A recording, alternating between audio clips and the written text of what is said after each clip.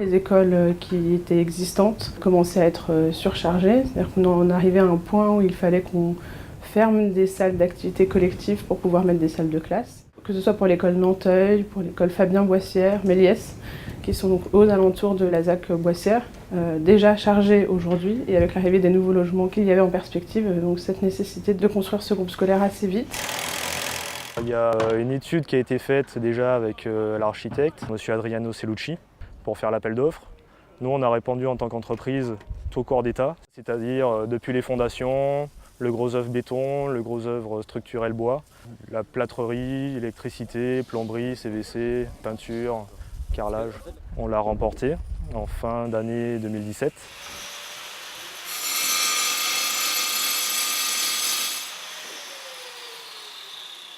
On est dans une zone particulière. C'est vrai que l'aménageur total de la ZAC, c'est Nexity, aménagement. Après, ce chantier-là même est mené par la ville, en direct, avec la société Arbonis. Ensuite, on va libérer cet accès-là pour construire un stade. D'ailleurs, ici, juste à côté, on a un chantier de logement avec l'entreprise GCC et l'OPHM.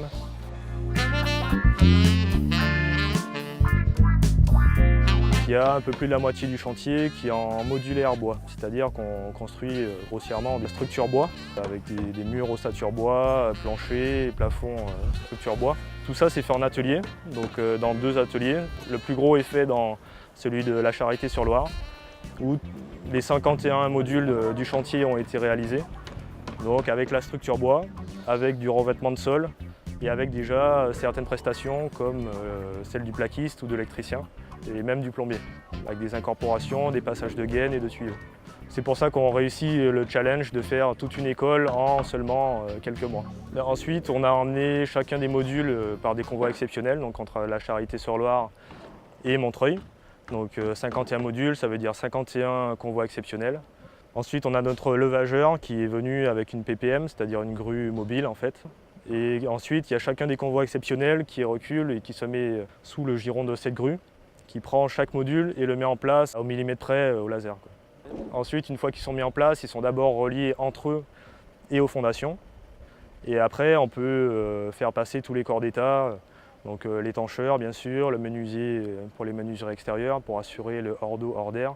Et ensuite tous les corps d'État intérieurs, le plaquiste, l'électricien, le plombier, le peintre, le carreleur, l'installateur de sol souple. Voilà, et tous les équipements qui font qu'à la fin, on a un beau rendu avec une belle école.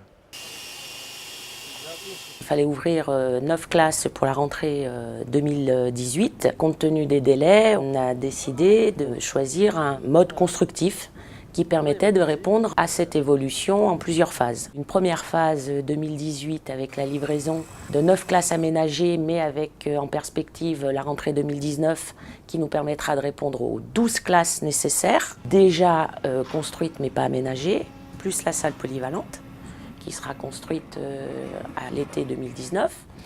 En 2020, ça va nous permettre de répondre aux besoins de 6 classes supplémentaires. Et en 2021, les 24 classes et l'école sera totalement terminée. Niveau planning, c'est vrai qu'on est extrêmement serré. C'est pas tous les jours qu'on sort une école en moins de 6 mois. Donc voilà, depuis le début, on a un planning extrêmement serré et on fait tout pour l'assurer.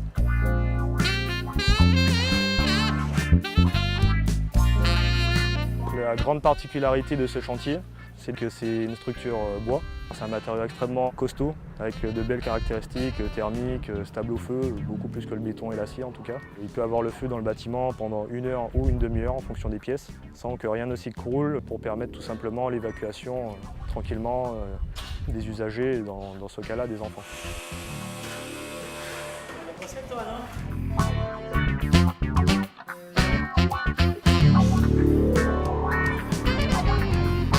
L'ouverture fut assez aisée parce que les parents sont vraiment très bienveillants, les enfants étaient contents de rentrer dans une nouvelle école, les enseignants étaient excités justement de monter une nouvelle structure. Notre inspecteur aussi a été très présent.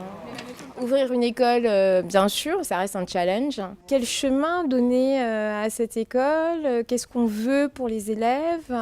Parce qu'on ne se connaissait pas, les enseignantes ne se connaissaient pas, donc il fallait que nous soyons sur la même longueur d'onde.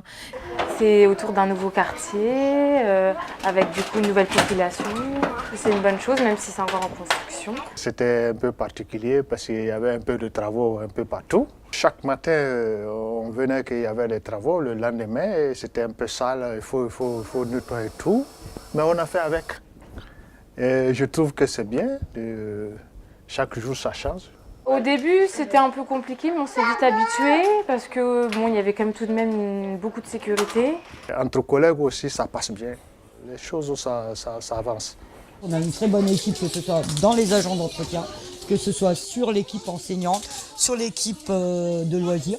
Sincèrement, on fonctionne tous les uns avec les autres, on est tous sur la même voie et on est soudés. Je pense qu'on peut vraiment saluer l'investissement des équipes qui ont été mises en place sur ces écoles, que ce soit les équipes enseignantes, les équipes du centre de loisirs ou les équipes de la propreté des bâtiments et de la restauration. Cette expérience, je pense, un peu particulière de rentrer dans un contexte inédit, je pense a permis de créer aussi des liens peut-être qui sont peut-être plus longs à acquérir dans d'autres situations. On a eu la chance d'avoir la confiance totale du maire et de nos élus qui, à chaque phase et à chaque difficulté, ont su nous faire confiance et prendre leurs responsabilités, puisque nous étions dans des situations quand même particulières. Livrer 2 écoles le même été, c'est, moi en tout cas de ma longue carrière professionnelle, c'était la première fois que ça m'arrivait. Nous sommes tous fiers d'avoir relevé ce défi. Les locaux sont très agréables.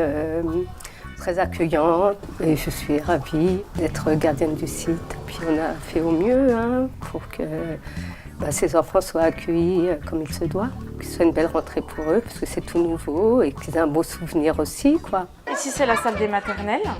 Il y a la salle des élémentaires qui est juste en face, le réfectoire. Au vu d'un petit nombre, ça nous va parfaitement. On attend les locaux qui seront en haut pour l'année prochaine. Les salles de classe sont relativement grandes, c'est plutôt pas mal, avec un point d'eau. Il manque plus que la salle de motricité et ce sera génial.